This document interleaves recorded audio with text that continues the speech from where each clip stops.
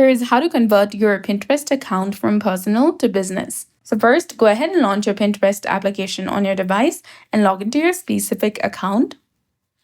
Also ensure that your account is public. Now from the bottom of the menu, tap on your profile picture icon to go to your profile page. Tap the three dots in the top right corner and select Settings. A menu will appear.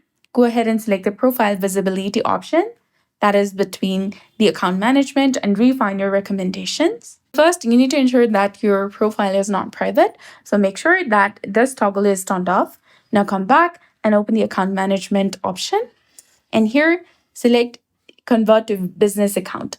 In my case, my account is already business, so it is indicating convert to a personal account. But if your account is personal, you can go ahead and select this option right here and then go through the on-screen instructions to fill in your business details, entering your profile name, and linking your business website as well.